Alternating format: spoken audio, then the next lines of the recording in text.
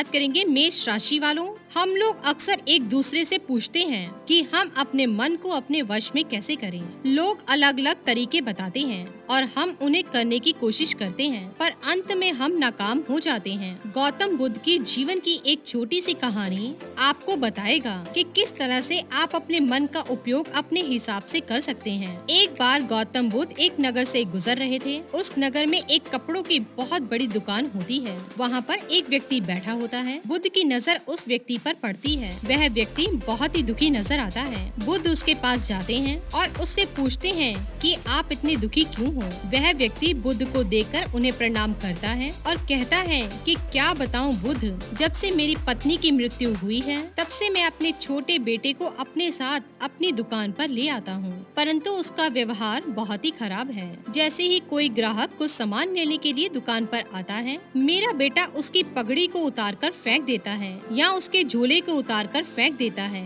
जिससे कि मेरे सभी ग्राहक अपमानित महसूस करते हैं और अब वे लोग मेरी दुकान पर नहीं आते हैं, जिससे मुझे भारी नुकसान हो रहा है। घर पर कोई नहीं है जिसके पास मैं अपने बच्चे को छोड़ नहीं सकता।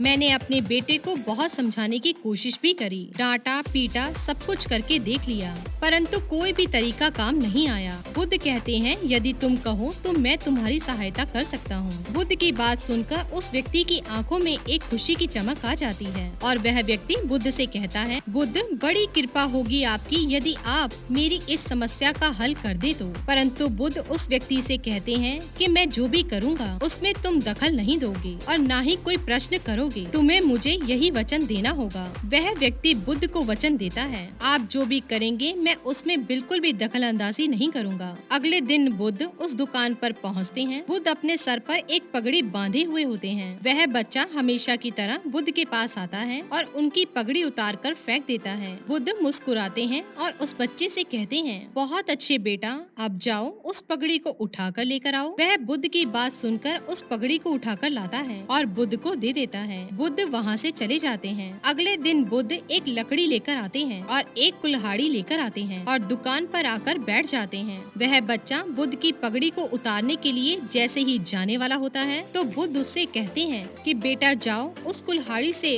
उस लकड़ी को काट दो। बुद्ध की बात सुनकर वह बच्चा तुरंत उस लकड़ी को काटने के लिए जाने लगता है। उस बच्चे का पिता यह सब देखकर थोड़ा तो घबराता है, क्योंकि वह डरता है कहीं मेरे पुत्र को कोई चोट ना पहुंच जाए, परंतु उसने बुद्ध को वचन दिया हुआ है इसलिए वह चुप रहता है। वह बच्चा जाता है और लकड़ी काटने की कोशिश करता है। बहुत देर कोशिश करने के बाद वह थक जाता है और वापस आकर बैठ जाता है। इसी तरह बुद्ध हर रोज आते और उसको अलग अलग तरह का काम बताते और वह बच्चा हर रोज काम को करता। ऐसा करते करते बुद्ध को 7 दिन हो जाते हैं और वह बच्चा भूल जाता है कि उसे किसी की पगड़ी उतारकर फेंकनी है। बुद्ध 7 दिनों के अंदर उस बच्चे की उस आदत को बदल देते हैं और फिर उसके पिता बहुत ही खुश होते हैं और बुद्ध को धन्यवाद कहते हैं। तो दोस्तों, शायद आप ये जानना चाहते होंगे कि इससे मन को कंट्रोल करने का क्या मतलब है, इसका मन को अपने वश में करने का क्या संबंध है। तो दोस्तों, यदि आप अपने मन को खुद को कोई काम नहीं बताओगे तो वह अपने हिसाब से उस बच्चे की तरह काम करेगा। आप हमेशा अपने मन से यह तो कहते हो,